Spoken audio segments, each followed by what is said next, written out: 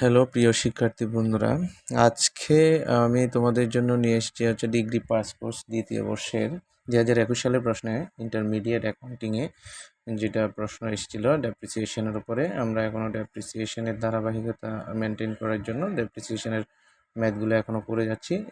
যে ইন্টারমিডিয়েট অ্যাকাউন্টিংয়ের একটা ডেপ্রিসিয়েশনের ম্যাথ করব, যেটা খুবই ছোট ছিল। তো চলো বন্ধুরা, প্রথমে আমরা প্রশ্নে চলে যাই।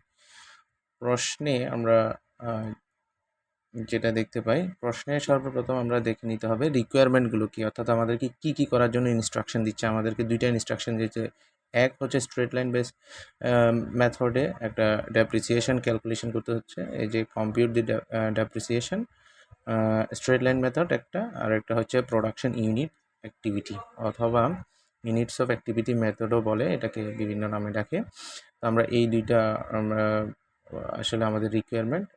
তো প্রশ্নে কি বলছে, চলো আমরা প্রশ্নটা পড়ে প্রথমে বোঝার চেষ্টা করি। প্রশ্নে বলছে on January 2014 Helal company purchased A machine for 27,000 টাকা। অর্থাৎ হেলাল কোম্পানি জানুয়ারিতে একটা মেশিন ক্রয় করে যেটার মূল্য হচ্ছে 27,000 টাকা। আর estimated life of the machine is 5 years, অর্থাৎ 5 বছর হচ্ছে এটার এই মেশিনটার আয়ুষ্কাল।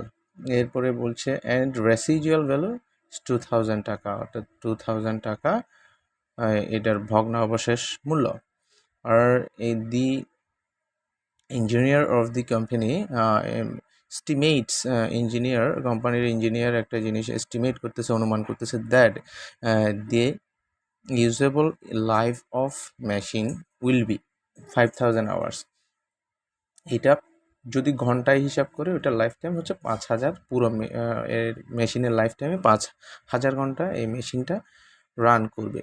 দি machine was used 1,200 hours in 2014, 8,000 hours in 8,000 হবে না, এটা আসলে 800 হবে, কারণ হচ্ছে এটার পুরো লাইফ টাইমটাই 5,000, এখানে ভুল দিয়েছে একটু। 2015 সালে হচ্ছে 800 ঘন্টা ইউজ করে, আর 900 ঘন্টা ইউজ করে 2016 সালে, আর 1100 ঘন্টা ইউজ করে 2017 সালে, আর 2018 সালে 1,000 ঘন্টা ইউজ করে। The financial year of the company is closed 31st December, অর্থাৎ এই কোম্পানি প্রতি বছর প্রতি বছরই 31শে ডিসেম্বর এটার হিসাব ক্লোজ করে। তাহলে শুরু হয় জানুয়ারি থেকে আর ক্লোজ করে 31শে ডিসেম্বর।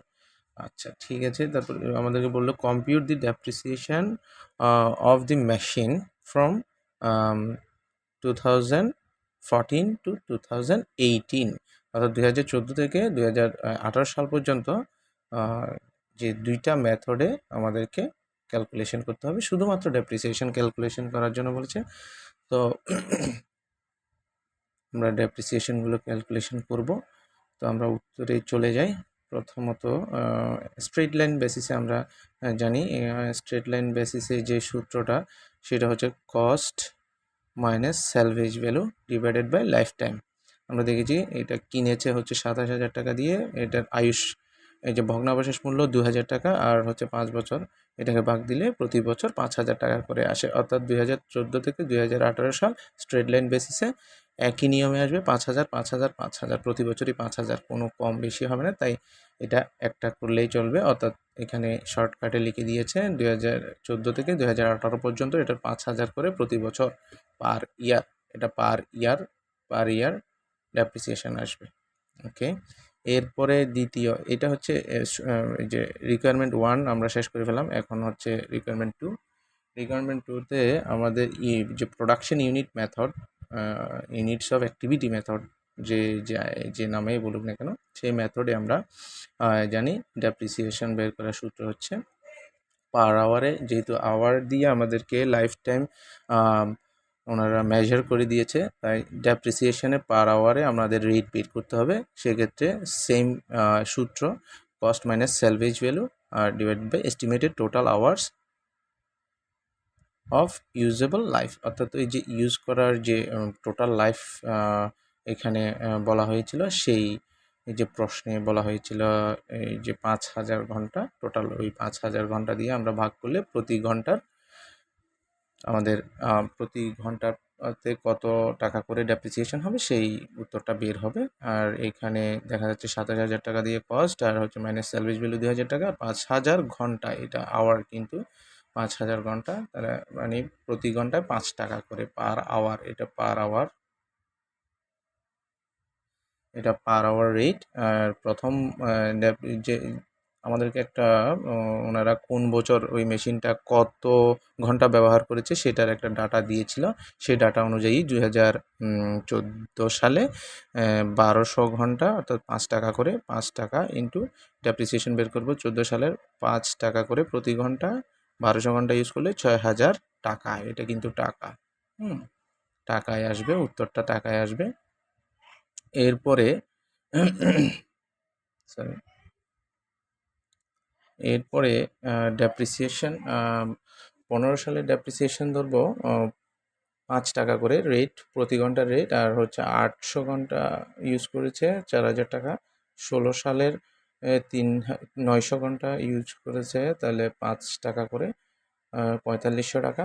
আর 2017 সালে 5 টাকা করে 1100 ঘন্টা ইউজ করেছে, তাহলে 2017 সালের ডেপ্রিসিয়েশন হবে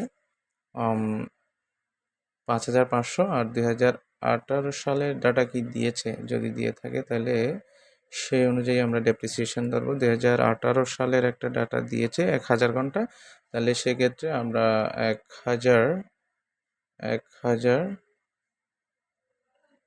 1000 ইন্টু 5 টাকা, 5 টাকা করে, তাহলে সেই 18 সালের ডেপ্রিসিয়েশন হবে 5000 টাকা। এভাবে করে আমরা ডেপ্রিসিয়েশন অতি সহজে ক্যালকুলেশন করে ফেলবো। এই ছিল এই প্রশ্নের রিকোয়ারমেন্ট, এবং সেই অনুযায়ী এটা খুবই একটি ছোট অঙ্ক ছিল। এভাবে আমরা এই অঙ্কগুলো ডান করব মূলত। ধন্যবাদ, দেখা হবে পরের ভিডিওতে।